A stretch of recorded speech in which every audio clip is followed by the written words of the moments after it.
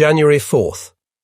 I had expected that on leaving for France I would be overcome by grief, for I knew that I would not see my home again for many, many months, and possibly not again. But when the moment came, the excitement of the venture into the dreamed-of but unrealized land of war eclipsed the sorrow of parting, and I know now how much harder it is for those who lose us than for us who go. It was an incredible moment long dreamed of when the trains steamed slowly out of Waterloo, a long triple row of happy, excited faces protruding from carriage windows. Passing those which bravely tried to smile back at us, we were wrapped in the sense of adventure to come. They could look forward only to loneliness. We took a last long look at the sea of faces and waving handkerchiefs, and we had left. When we had swept round the bend, away from the crowded platform, ringing with farewell cheers, I sank back into the cushions and tried to realize that at last I was actually on my way to France, to war and excitement, to death or glory, or both. Some of my fellow passengers had obviously been out before, and now they settled down to their tattlers and bystanders, with no outward sign of perturbation or interest in the situation. But as we raced through bushy parks and grazing fields, my mind was filled with a confusion of Boer War and other martial pictures, behind which loomed vaguely the strained, brave faces I had last seen, so that with all the excitement of my brain, I felt a horrible aching at my heart, and I was forced to bury myself in my magazines to avoid being foolish. At Southampton, the train drew up on the quay, beside the trooper, but learning that we did not sail until 7 p.m., I went into town with another fellow and had lunch. We embarked at 4 p.m., and having with great skill evaded the lynx-eyed red hat who was allotting duties, I managed to snuggle down in the hold, with no weight on my mind but the fear of sickness and a much less formidable fear of submarines. The crossing was very rough indeed. The hold was soon uninhabitable, and as I could find no one I knew who was not sick, I went up on deck and stood alone in the bows, thoroughly enjoying the pitching of the tub, which, by the way, will live forever in the minds of half the British Army, the trooper Caesarea. Far ahead in the darkness, I could see the tail light of our leading destroyer, darting from side to side, forging ahead and then waiting, and as it grew light, the whole of the escort became visible, sweeping off in all directions and then returning to us. They lent a wonderful sense of power and security, and I stood watching them until we were close onto the French coast, when I went down to breakfast, soaked to the skin with spray and feeling very fit. January 5th. As I had done the journey down the Seine before, I was not quite so thrilled this time, but it did our hearts good to see the French villagers, soldiers and nuns running down to the riverbank, waving and cheering.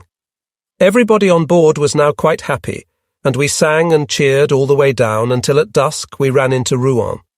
Here the 2,000 of us turned out onto the quay, and were taken in hand by a corporal of the embarkation staff, who sorted and arranged us, dumped our kit in various sections, and finally told us off to different camps of the infantry base depot. We then attached ourselves to various bodies of troops, and as night fell, marched off through the town. A crowd of kiddies ran beside us, begging for bully and biscuits all the way to the camp, where they were chased off by the military police. I was told off to number 29 Infantry Base Depot. The mess is pretty good and people all quite nice to me. I'm billeted in a tiny hut with a boy called Crawford, who was in the 20th Londons and knew Leslie Keating and Bunny Owen. He is a silly kid, but very friendly and anxious to make me comfortable. Being pretty fagged, I turned in immediately after mess. Already the glory of war seems to have faded somewhat now that we are under control, and duty and routine are toning the great adventure down into commonplace. January 6th. The days here are spent in training and lectures chiefly intended to inculcate the offensive spirit. At 8 a.m. we parade and march past numerous sentries to the Bull Ring, a large dreary expanse used by Napoleon as a parade ground. I have already learnt the art of and spotted the opportunities for miking. And today I attended only one lecture, which put the wind up me thoroughly, being a graphic account of a mine eruption in which the narrator had been blown up. I went through the gas chamber to see what it was like, but the rest of the day I spent in a secret nook deep in the forest with a brother miker. This evening I went to benediction in the cathedral, and on leaving was presented with a little medal by a nun, This I have attached to a ring on my braces where there is an ever-increasing bunch presented from various people. January 7th, Sunday. Very tiring day. Had hoped to have a long sleep and attend late mass. But at 7 a.m. we were aroused by the officer's call and ordered to parade at 8 o'clock in fighting order. We were served out with ammunition and marched to the bull ring, where were assembled about 8,000 troops, including cavalry and colonials. All officers were called up, and the following scheme expounded. 9 Australian Tommies, who were in hospital under arrest prior to going to Clink for various offences, had escaped some days previously, and were roaming the district committing outrages of a serious nature. Several murders were attributed to them, and our instructions were to take them dead or alive. We were quickly organised into platoons and companies, and the whole depot distributed round the sides of a square of 25 miles. At 1 o'clock we all commenced to advance, the idea being to sweep every inch of ground and meet in the centre. Any suspicious-looking person was to be arrested or shot if he resisted. We advanced solidly for about 4 miles, and then the animal spirits of the new army took control. Officers, Australians and discipline were forgotten in a mad rabbit hunt with fixed bayonets, and hundreds of men broke loose. Yelling and shouting, they dashed into the bracken on all sides. All control was lost, and as soon as we were able to get the fellows together again, we marched back, the search being abandoned. I didn't see the general, but judging from the faces of his staff, he is at this moment in a violent fit. We are expecting a few remarks tomorrow. January 8th. We were today summoned to the orderly room for allotment to our regiments. Acting on advice, I claimed to belong to the 1st or 8th Warwicks. I lied heartily about it, but when asked to produce proof, I had to admit that I had not been with them before. However, I pleaded so piteously that they admitted that there was one vacancy at that unit and that they would give it to me on condition that I did the paying out of the whole depot on pay parade. To this I gladly agreed, and so spent the afternoon and evening handing over French notes to several hundreds of troops. I am quite glad to have done this, as I was not previously acquainted with the active service system of paying out. January 9th. Miniature battle today. Quite a good effort too. There are 2 opposing trench systems representing the Boche and English lines. We were the English, and were subjected to a raid carried out by the instructors. Having formed up in our lines with sentries posted, we were warned by whistle that the raid was about to commence. We had just time to get into shelter when a whirring and thumping told us that the artillery barrage had commenced. Dozens of bombs in the shape of jam tins were hurled from catapults and rifles and crashed into the trenches with loud explosions. There was no make-believe about it. They were real explosions of sufficient strength to lay out any unlucky recipient. After a few minutes, and before we had time to get back to our positions, the instructors were amongst us, with bombs made of detonators wrapped in clay. These exploded but could do no harm. Of course, we were hopelessly licked, but it was an interesting and instructive show. Went to see the Padre tonight and learnt that Father Prevost is in a neighbouring camp. I'm going to see him tomorrow. January 10th. Went to see Father Prevost tonight. He seemed awfully pleased to see me, and produced with great glee a box of sweets sent him by Miss Hewitt. We sat and talked and smoked and chewed for a long time, swapping news of Ilford and its inhabitants. He is very much bolder than he was, and has had some interesting experiences. He was home on leave last November, January 11th and 12th, simply awaiting orders now. I go down to Rouen nearly every day and mix with people. It's awfully interesting to pick up with people and talk with them for an hour or so. I have met French and Belgian officers and soldiers, English girls and French actresses and demi-mondaines, padres and police, and talked and drunk in the cosmopolitan atmosphere of the French cafes. Nobody seems to worry about the war, and so far I have not heard one word of war news since I landed. It seems to be the last topic of conversation.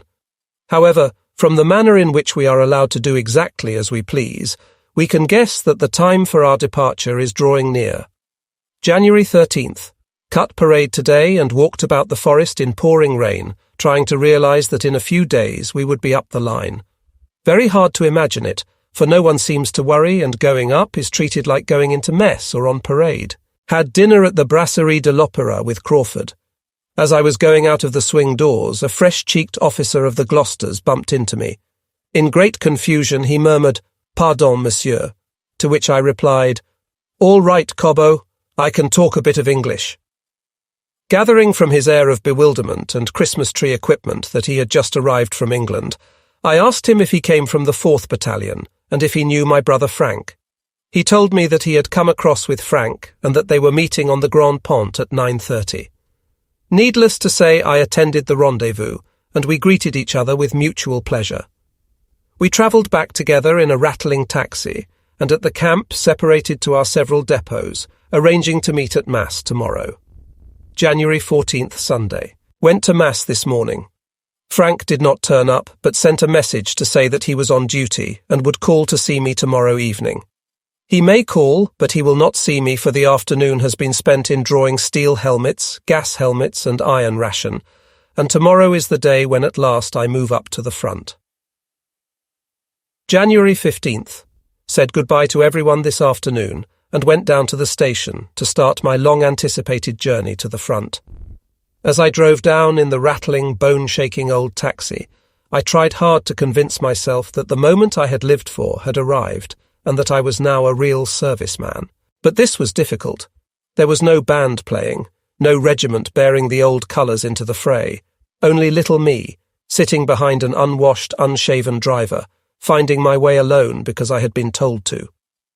As the semi-official truck train jerked out of Rouen, it began to snow hard, and the bare truck wherein I, the only passenger on the train, sat on my rolled-up valise, was soon full of whirling snow. It was quite dark, and the icy wind simply cut through me from one open door to the other. Slowly we rolled on into the night. The snow continued until every part of my body was numb and senseless.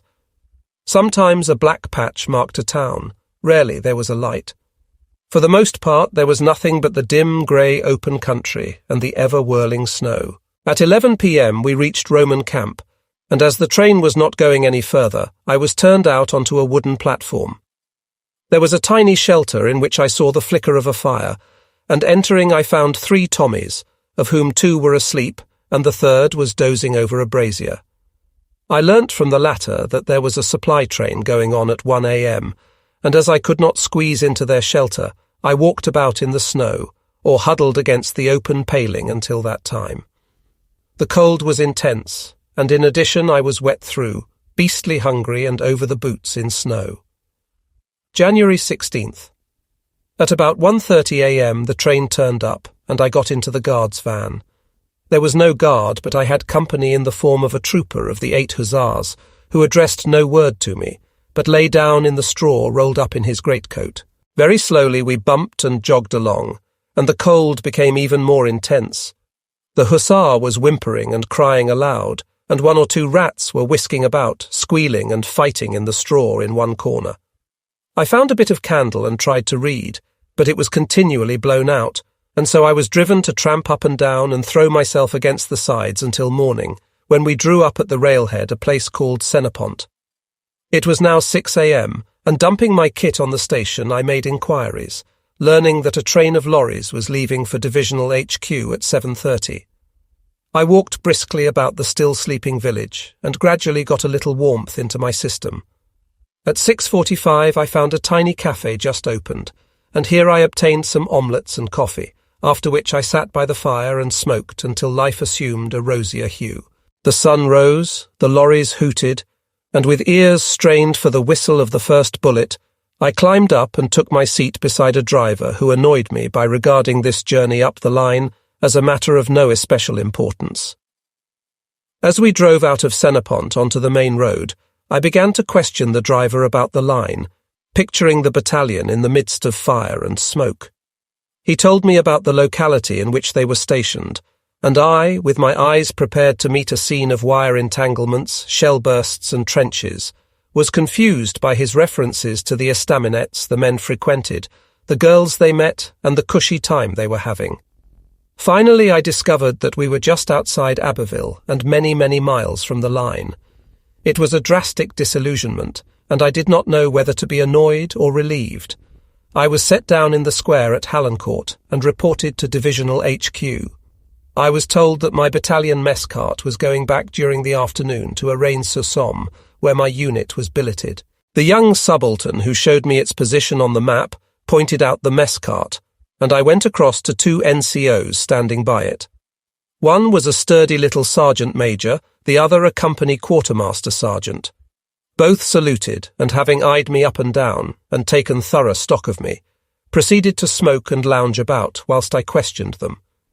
My sense of discipline received a severe shock, but I hesitated to choke them off, as they appeared to be behaving in a manner usual to them. At 2 p.m. I took my seat by the driver with the two warrant officers cramped in behind me. We pulled up before the Hôtel du Commerce in Rennes-sur-Somme, a tiny café pub, used as the battalion mess. On entering, I found only one occupant, a major with a weak face and no chin, who treated me as an acquaintance whom he knew very well but did not like.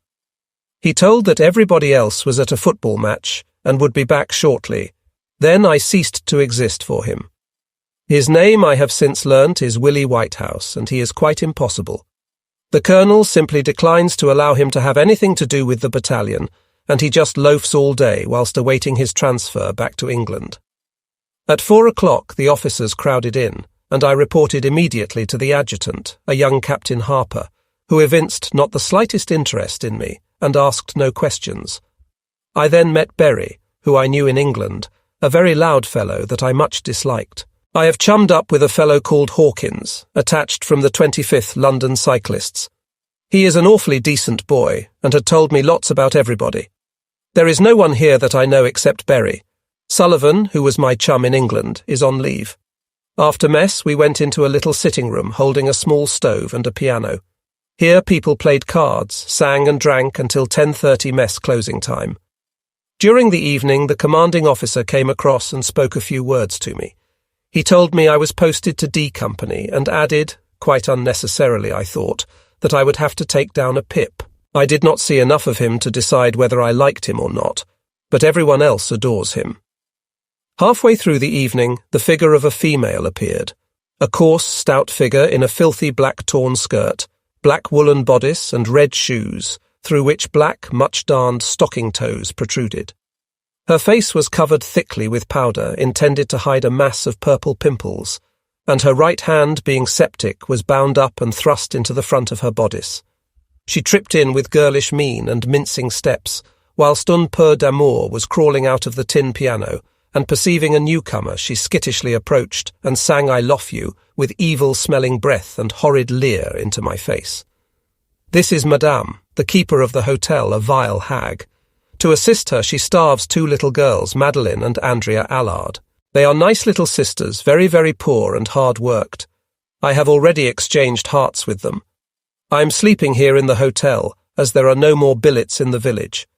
My room is quite clean and comfortable, but the wall is very thin, and until midnight I was disturbed by the noise of two of our batmen wrestling and fighting in the next room. January 17th. Paraded at 9 a.m. and met my new company commander, Lieutenant Hatwell, whom I dislike and despise. He is very small and quite inefficient, though full of bounce and bluff. I knew him very slightly in England. We are the only officers in the company, which consists of badly trained, undisciplined, slovenly men under indifferent NCOs. Our musketry and physical training was carried out on a bleak, snow-covered hillside, where we were thoroughly chilled. The men took no interest in the work, and no attempt was made to instill smartness or keenness. There was no work during the afternoon, and I took a long, solitary walk around the neighbouring villages. These are very scattered, and between them the roads stretch across flat plains, coated in white, broken here and there by tiny copses or isolated houses. Away from the villages, and even in them, I rarely saw a human being. It quite impressed me on these bare, wind-swept roads, to come across the rough wayside cross or Calvary. Behind the figure of Christ radiated metal stars, in the forked points of which the villagers are wont to insert their petitions for the prayers of passers-by. In the evening I censored letters for the first time. I found it very interesting, but my pile took me rather a long time.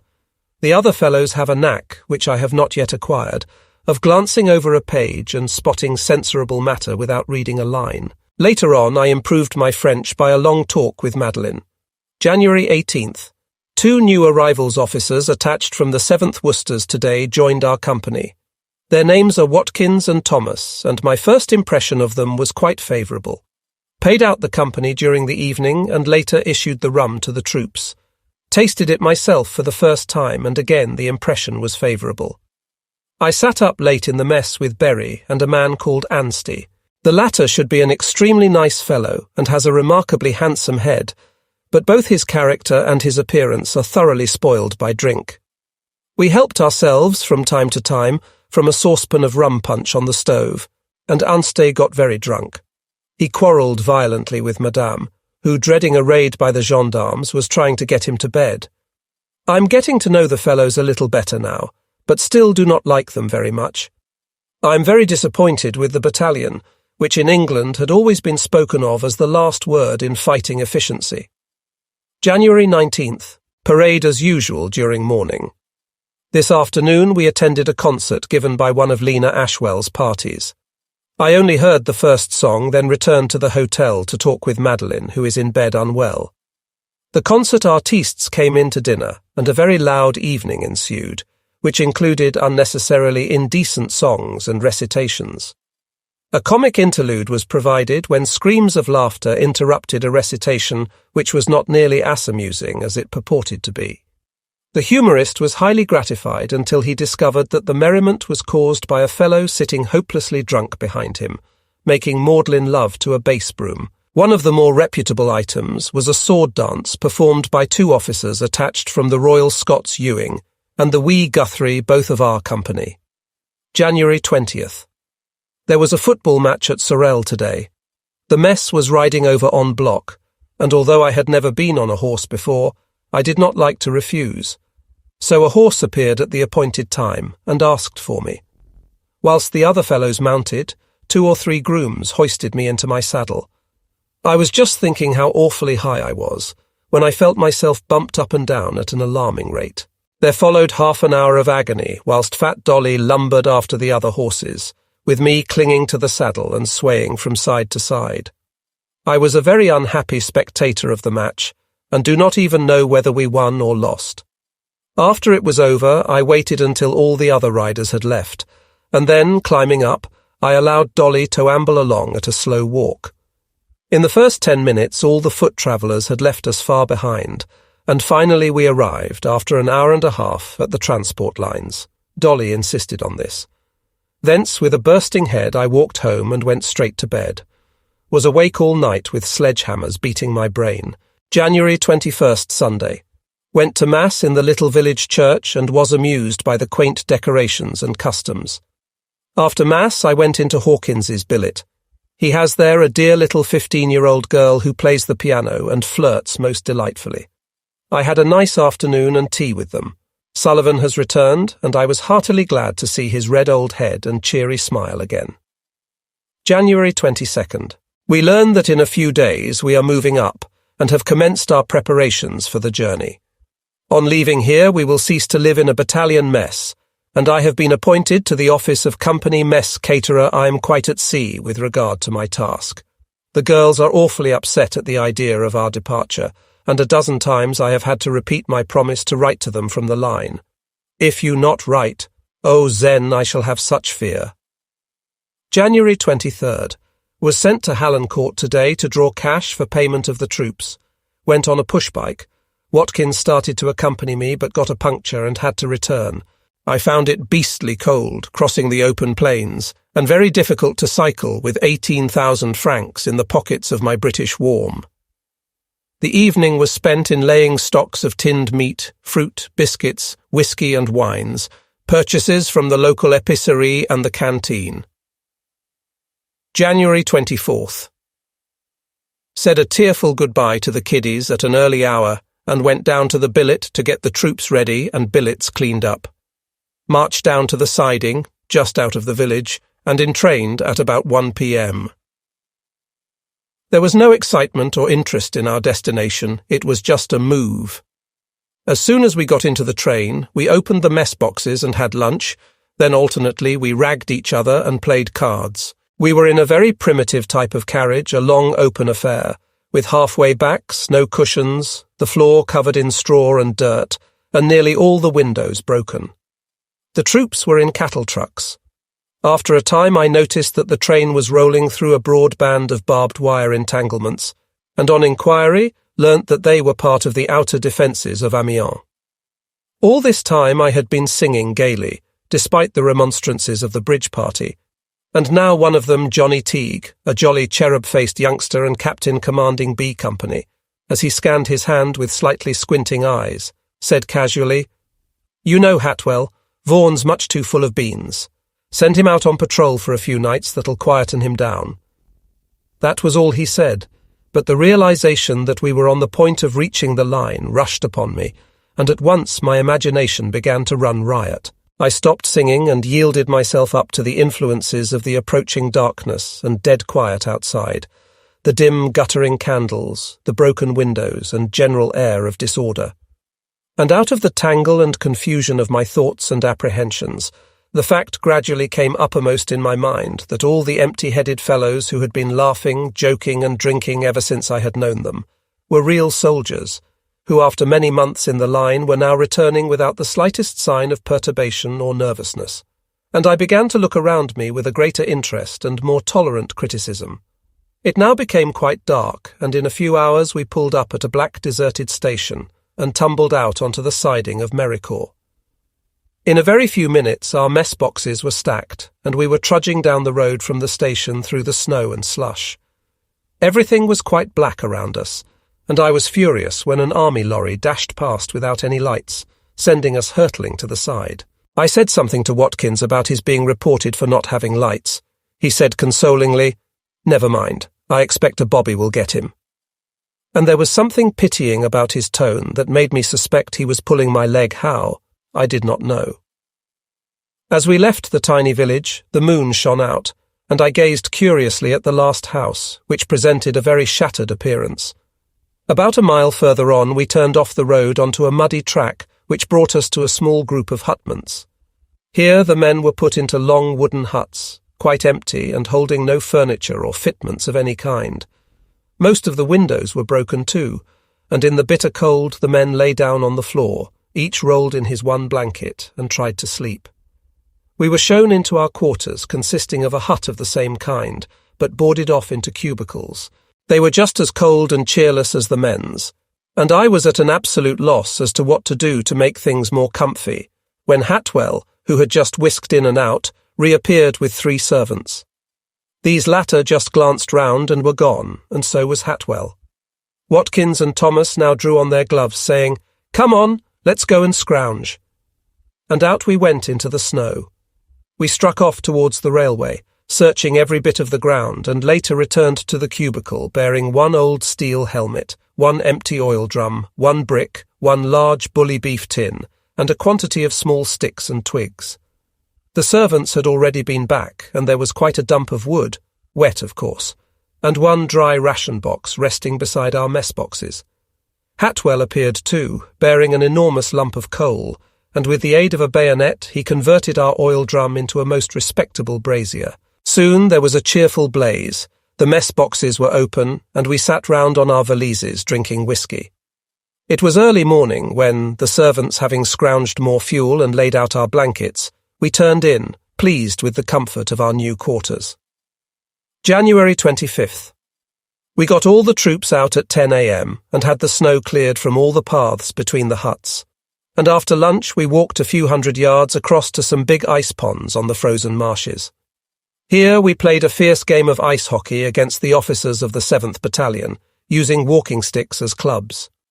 Lieutenant Eakins of B Company, attached from the Essex Regiment, came an awful cropper, sailing through the air and landing on the back of his head. He was carried away, and the game continued, our enormous Irish doctor wreaking great destruction with a huge blackthorn. After dinner, as we sat smoking round the brazier, we heard 3 blasts of a whistle, the signal for enemy aircraft. We ran out and saw quite clearly a Zeppelin passing high overhead, but there was no firing of any kind. January 26th. A spell of physical training this morning left the troops very fed up, so Watkins and I took them for a short march, in the course of which we turned them loose on the ice to amuse themselves. They became quite childish then, and marched back in a much happier mood. In the afternoon, Watkins, Thomas and I walked to the neighbouring village of Suzanne, where we bought some chocolate and bottles of fruit at an exorbitant price from a pretty French girl. On our return to camp, we learnt that we are due to move out tomorrow.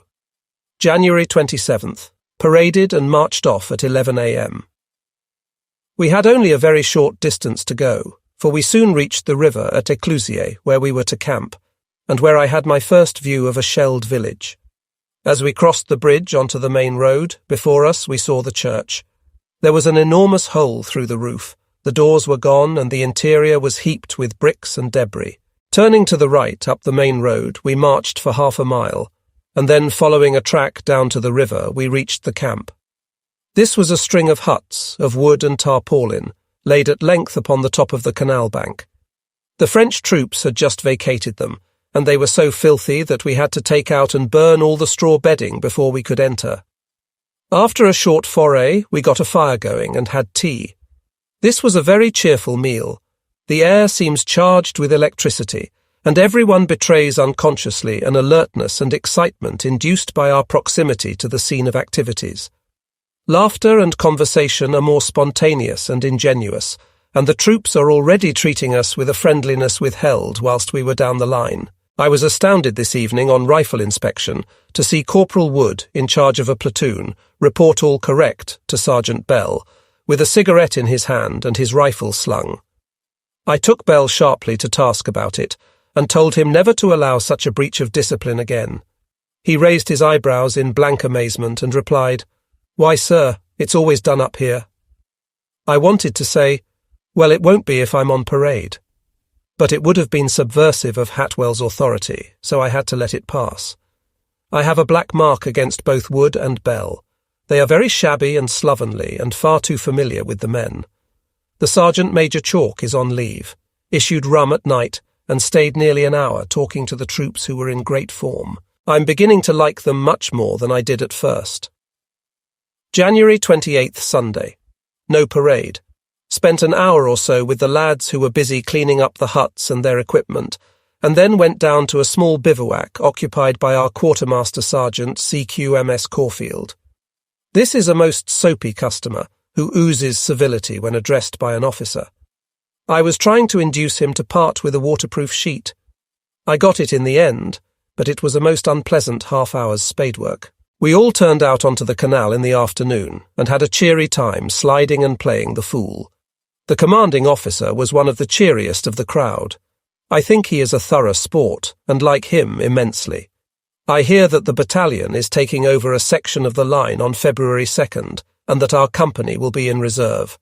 January 29th. I am getting slight wind-up. Last night the guns sounded very near, and after the candles were blown out, the sky through the windows was continually lit up by their flashes. As we lay watching them from our valises, Watkins hoped that they would not shell us out of the camp, adding dryly that he knew from experience how unpleasant it was at night. Until then, I had hardly realized that we were in the danger zone, but now my imagination got to work, and in a quiet panic I waited for the first destructive crash that would send us running out into a hail of shrapnel. And through my head there was running the air of a catchy but extremely vulgar song. I tried to drive it away, thinking how terrible it would be to be killed humming such a song, but always it returned ta-rum tiddly-tum-ti-tum, until I fell asleep and they didn't shell us out at all. January 30th. The cubicle in which the servants live is separated from ours by 5 others, and to overcome the indignity of having to yell several times for them before they replied, I decided this morning to fix up a patent bell. To this end I got our coil of wire, and fastening one end in the servants' room, I tied to it a milk tin holding a few stones. Then bringing the coil over the partition, I commenced to play it out along the corridor. Of course I got it tangled, and as I stopped to unravel it, Martin, the mess cook, came along and burst into an immoderate fit of laughter. "Ooh-hoo-hoo! Look at Mr. Vaughan! Hi, Dunham! Come and look!" Now I knew that Martin needed a strong hand, so I said firmly, "Martin, go inside at once. Close that door and don't come out again until I ring the bell." Unfortunately, as I said this, I let slip my handful of wire, the coils of which sprang in all directions. I was hopelessly entangled around the legs, and, crimson with rage, had to submit to being extricated by the grinning Martin in front of the crowd of servants and officers evoked by his ooh-hoo-hooing. That's typical of Martin, and I'll teach him one day. Walked down to Cappy to buy stores, and whilst they had a look at the church, which is only slightly damaged. An English notice announces Mass each Sunday. I went also into a large deserted house on the outskirts of the town. All the furniture has been removed, but I amused myself with Thomas for an hour, rummaging amongst the piles of pictures, books and papers, which were left in great piles on the floors. There was more sliding in the evening and continuous gunfire in the distance. January 31st hung about camp and played cards nearly all day. Hatwell has now a useful but discreditable practice of ordering all defaulters down to the mess to collect and chop wood for our fire. If the sergeant major reports that there are no defaulters, he holds a surprise rifle inspection and crimes enough men for having dirty rifles to carry on. He continues to grate on my nerves. He is a fairly good sort in his way, and certainly has a very keen sense of humour, but he is quite incompetent, very selfish and full of bluff. In a very weak moment 3 weeks ago, I lent him 80 francs. I regret it now, as I learn on all hands that I'm not likely to see it back. February 1st. An electrically charged atmosphere.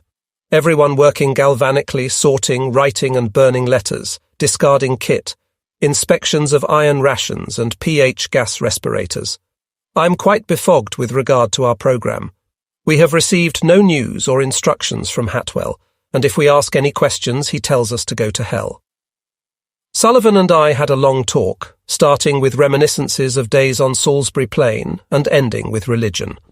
This latter topic was always our standby for earnest argument, he being a very sincere C of E, and one of the rare few whom I have met who can speak calmly on the Roman Catholic faith. February 2nd. Although the morning was spent in final packing, I did not feel at all excited. I think it was the long waiting that calmed me down, for we did not parade until 5 p.m, when we marched off in fighting order, along the road by the canal bank. Although the whole battalion will nominally be in the line, our company will not actually be in the trenches.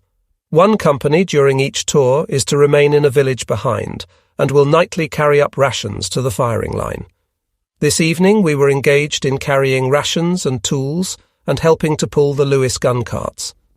It was a very lonely road along which we marched, rising in a gradual slope until we reached the crest of the ridge. Here we had to wait until dusk before we could cross.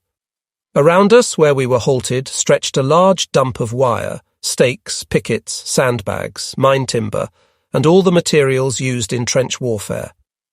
After about half an hour of sitting in the snow, and when we were thoroughly chilled, we were able to continue, and at 7 o'clock we passed over the ridge and turned off the road onto a narrow track to the right.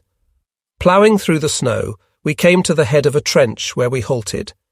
It was now quite dark except for the dim light thrown up by the snow. We were not, of course, allowed to smoke, and we stood freezing in the wind that blew steadily onto our flank from the icy darkness. Hatwell had vanished, and for a long time we stood motionless, not having the faintest idea where we were or what to do. Ignorant as I was of trench warfare, I was sure that this was all wrong, for if he had been killed or wounded, we would have been of no use, and our duties would never have been fulfilled. At last I saw the leading troops climbing down into the trench, and being in charge of the first platoon, I ran along and jumped down beside Hatwell as he strode along towards the line. In reply to my questions, he told me grudgingly and angrily that it was 3 kilometres to the support trench. As a matter of fact, it was much more. We had not gone very far before we were met by a small party of French Tommies, who flattened up against the side of the trench. It was far too narrow for us to pass them, but it was a long time before they could be induced to climb out on top, and then they only did so with much frightened gibbering and mutterings about La Mort and mitrailleuses. After a little further progress, the message was passed up from behind to step short in front. This I passed on to Hatwell, but he merely swore heartily and passed back step out. Later came the shout, lost touch in rear. "Sir!" Again he did not wait, but ordering me to stand in an alcove to hasten them up, he continued to stride along. Obediently I wormed into a hole where the side had fallen in, and cursed the stragglers, poor devils, who were staggering under boxes of ammunition or cases of rations. At last the caterpillar ended, and it was some considerable time before the remainder came up. I gave instructions to the leading man to step out quickly, and then, when they had all passed, brought up the rear with Watkins. As was to be expected, we wandered on, up and down dead-end trenches and saps, until at last we came to a trench junction where Hatwell stood half crying and half mad with cold and rage. He cursed and shouted, pushing men in different directions, and finally sending Watkins and myself one each way, with no instructions other than to follow the men.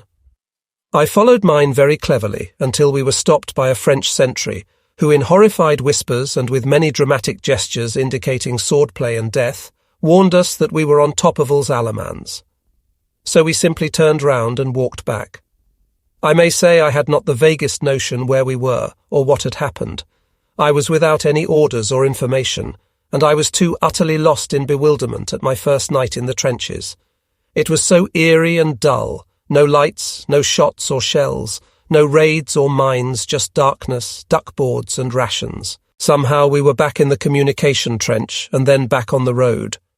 The loads the men had carried were in evidence no more, but where they dropped them I have no idea. As we marched back, I learnt from one of the men that we were not to go back to Éclusier. Our billets were now to be in Cappy. This did not surprise me, as by this time I was used to being in complete ignorance of our plans. And he was right, for on arrival we found that our kits were awaiting us, and the rest of the company were already settled down in their billets. I joined Watkins and Thomas in a little house allotted to us, and after a plate of excellent hot pontoon which Martin had prepared during our absence, I issued rum to the troops, then to myself, and turned in still marvelling at the ridiculous attempt at warfare I had just witnessed. February 3rd. Like the idle rich, I had my bed in breakfast, and then rose at 11 a.m. feeling the thrill of a real thin red hero. On comparing notes with the others, I found that I was the only one who had been at all at a loss the night before. We spent the afternoon sitting around the huge open fireplace in the kitchen, which is also our dining room. There is only one other room, in which Watkins, Thomas and I sleep. Hatwell is living with B Company Johnny Teague, being his particular pal. There was a tremendous roar and clatter at one time, which filled me with a sudden fear that the Boche were upon us. We all rushed out and found the mess servants standing among the ruins of the next house, which they had pulled down bodily while cutting out rafters for firewood. At 6 p.m, Thomas and I set out with the company to carry the rations up to the line. This time we went straight up the road leading through Herbecourt. We had passed through the village and were descending the further slope, where all was dead quiet and peaceful, so that as I walked beside Thomas I had no qualms of fear, when he said in a low voice, "If they start shelling, we will have to split up. You take the front 2 platoons onto the fields on the right, and I will take the remainder onto the left." At that my teeth started to chatter, and I had to stop talking, for my voice trembled so. I don't think I was really frightened physically, but there was a curious dread of the unknown and an excitement of the imagination. As we marched down the exposed, lonely road to the communication trench, I heard in the far distance a curious musical moan, which with a gradually changing key came nearer and nearer, until immediately overhead it made a noise like an emptying drain and then died away. I asked Tommy what that was, and he replied, "Oh, just one for the back areas." "One what?" "Shell, of course." So I had heard my first shell, and it was quite pretty. When we reached the commie trench, Tommy pointed out that as all the troops knew the way and were going in different directions, it would be useless for us to follow any group of 2 or 3 men. So we sent them off with their rations, and then started to explore the ground around the trench head. The night was very much lighter, and for quite a distance we could see the undulating snow-covered ground, broken here and there by shell holes, mounds and wire entanglements. At first I was afraid to leave the vicinity of the trench, lest any danger should catch me in the open. But after a while I grew more venturesome, and went across with Johnny to a belt of broken wire around which the snow was uneven, with scattered rubbish. Here we found the grave of a Frenchman with the equipment lying beside it, from which I collected the rapier bayonet as a souvenir. Then we played about in the snow, exploring dumps and shell holes and graves until an hour later when the troops returned and we marched back. February 4th, Sunday. It was Watkins' time to go up the line tonight, and when he had gone, Tommy and I sat by the fire smoking and talking. When he had been away about an hour, we heard a terrific rumble and growling in the distance. Obviously there was some trouble, and after many conjectures and apprehensions, we were relieved when Watkins blew in and explained what had happened. He had been leading the company across the open road in front of Herbecourt when a burst of enemy gunfire swept the road. The company scattered and lay in shell holes, while shells and shrapnel rained about them. Along the front line they saw a terrific barrage falling and faintly distinguished the rattle of machine guns. After a while the shelling suddenly ceased, and they went forward with their rations, to find the trenches wrecked but now peaceful. The enemy, the 4th Prussian Guard, had attacked 3 times, penetrating our lines on the 3rd attempt, chiefly on the sector held by the 6th Warwicks. We had had some casualties, but he did not know how many. This story seriously disturbed my rest. It brought danger so close to me. I lay awake for hours, thinking that I might have been in the line during that barrage and attack, or I might have been in Watkins' place. Then how would I have acquitted myself? I saw horrible pictures of myself lying dead in a shattered trench, or helplessly bleeding to death in a shell hole, with no power to call for help. And not less terrible, I saw myself on the road, panic-stricken and unable to go forward with the rations. Devoutly I wished that the war would be over before our turn came to go into the line. February 5th to 6th. As this was to be the battalion's last night in the line, we did not have to take up any rations. 12 men were, however, needed for some purpose, and these Hatwell sent off under an NCO. An hour later, however, he considered that an officer should have gone, so I was instructed to take a pushbike, catch them up, and report with them to Battalion HQ in the trenches. I started off in great fear, fully expecting a repetition of last night's barrage. The cold was terrible, and I had no gloves. I was wearing a pair of mittens, and I moved my fingers as much as I could, but my thumbs and first fingers were frozen to the handlebars, which felt like white-hot metal. As I left Herbecourt and cycled out into the open plain, I came to the place where the shelling had taken place. On every side gaped great black holes, and the snow around was blackened with debris, or yellow with explosive. Very shortly I sniffed a curious, sweet, choking smell, and falling from my bicycle, I dragged out my gas mask with numb fingers and pulled it over my head. Remounting, I continued pedalling down the deserted road, past ugly shattered tree stumps and graves, the clammy mask freezing to my face, and the glasses fogged so that time after time I rode into shell holes or onto the edge of the road. I sped on, almost mad with panic, passing no one on the way except 2 limbers, whose masked drivers were urging their teams into a stumbling trot, until at last I felt that my head and heart were bursting, and falling off my bike onto the side of the road, I dragged off my helmet and took great gulps of air, not caring whether it were gas-laden or not. As a matter of fact, the air was now quite clear, and being close to the trench, I left my bike and walked along to it. Sitting on the duckboards, I had a 10 minutes rest before I attacked the final kilometre to HQ. I was astounded and chagrined to find in the dugout a strange crowd of officers who told me that my battalion had been relieved some time before. They offered me a drink, after which there was nothing for me to do but to return. This was such an anticlimax, and I was so annoyed that I walked back to my bike and then cycled home in an unhurried and serene fashion, not giving another thought to the possibilities of shelling. The wind had to a large extent dispersed the gas, so that I only had to wear my mask for a few minutes, and when I reached my billet I was quite calm and only worried by my hands, which were now really frostbitten. Everybody was in bed except Martin and Dunham, stout fellows, who had sat up for me with a hot meal. This went very well, and so did a peg of hot rum and then bed. February 7th. I was very surprised this morning when Hatwell told us that we were to move up the line at dusk. I gathered that we would not be in the front trench, but would be in support to the 7th Warwicks. The march up was uneventful, and when we arrived at the trench head, Hatwell told us to wait and then vanished. For 3/4 of an hour we stood in the snow, lashed by an icy wind, until the troops became truculent and muttered very insubordinate remarks about all the officers, and particularly Hatwell. At last I heard Hattie's voice calling from the trench, "Vaughan! Vaughan! Come here, damn you!"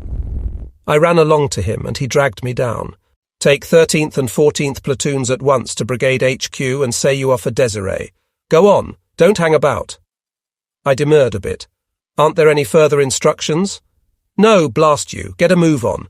"Well, where is Brigade HQ?" "In Stettin Trench. Go and find it." So I set off with the 2 platoons, and after much inquiring and wandering about, found Stettin Trench and halted before a blanket-covered dugout entrance. Descending about 30 steps, I found myself in a large dugout wherein sat a fair and curly-headed staff lieutenant reading a novel. He took no notice of me until I spoke, and then he just glanced up and told me to report to his sergeant. In a small room adjoining I found this character, and told him, as instructed, that I was for Desiree. This did not thrill him, but he went into the other room, whence he returned after a few minutes and resumed his writing. After 10 minutes of patient waiting, I began to get cross, and stamped back into the presence of the officer who, sensing my wrath, laid down his book and languidly raised his eyebrows. I told him vehemently, first, that my men had marched a long way and were tired, second, that it was damned cold outside, third, that he had kept them waiting nearly half an hour, fourth, that there was a war on, and fifth, that I was entitled to more courtesy than he had shown me. During my speech, another staff officer came in, and having listened quietly, suggested that we should be sent up to relieve 2 platoons of the Ox and Bucks on the canal bank. Turning on him, I shouted that we were the reserve company and had to report to Desiree, but he calmly told me that there was no room there as he had already put some troops therein. At last he got on the phone to the Brigade HQ in rear. "Oh, I say, there's a fellow here from the 8th. He says he's got 2 platoons or something. Doesn't know what to do or where to go or who he is or anything. Can you give them anything to do?" After listening for a while, he said cheerio and turned to me with an authoritative manner. "I'll give you a guide, and you can spend the night carrying barbed wire from the trench head up to the line." "No, I will not," I replied. "I'm the reserve company to the 7th Battalion, Undam for Desiree." As I was repeating my piece, the sergeant came in with a message which the brigade major had left, and which he had overlooked until now. It was an order to Powell, my interviewer, to give us a guide when we arrived, to show us some shelters behind Desiree Trench, where we were to remain as support for the 7th Battalion. I was quite peeved when this message was read out, and I pointed out that my men were still tired, the war was still on, that it was now more damned cold than ever, all because of their inefficiency. Powell gave me a guide and said he would report me to the brigadier. I said I'd see him in hell, and left. My poor frozen troops were led across the open to some shell holes roughly covered with tarpaulin and corrugated iron, where they crammed in and went to sleep rolled in their greatcoats, while Dunham and I crept into the lousy straw of a tiny shelter and also slept.